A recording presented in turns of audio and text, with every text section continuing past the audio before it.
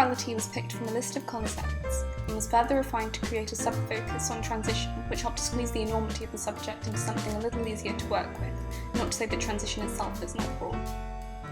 After figuring out my choice of concept, I created a mood board type thing to help me decide on the artists, palettes and general aesthetics I wanted to carry throughout the project. Idea generation. Idea generation began with an exploration into sound, which I felt was best representative of time as it occupies no visible space. This naturally led on to 3D exploration of space. The egg drop video was a further exploration into how I could present the idea of time and space acting together as a unit, while still managing to play with different ideas and processes. The egg drop video was the most experimental of the works, serving as a catalyst for new ideas. Regression. Regression was most noticeable in my short film / compilation of video clips ad infinitum.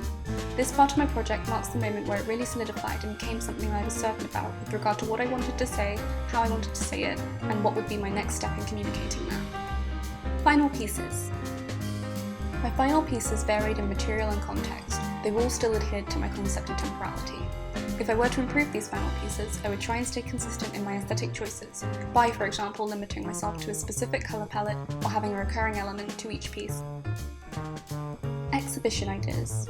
This bit's really long and I'm not going to read it.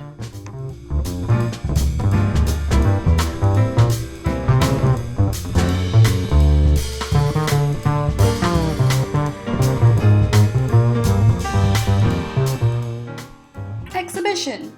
The exhibition went well, with each final piece occupying its own space in the room, creating a sort of trinity in the case of my 3 main pieces. Despite being pleased with the outcome, I'd improve it by creating accompanying exhibition guides briefly explaining the works, otherwise it's just a little bit confusing. Exhibiting film and painting. Ad infinitum was displayed on a TV, which was different from my original idea, which involved projecting it onto a blank wall. Using the TV was more effective as the picture was clearer and I could loop the film to play continuously.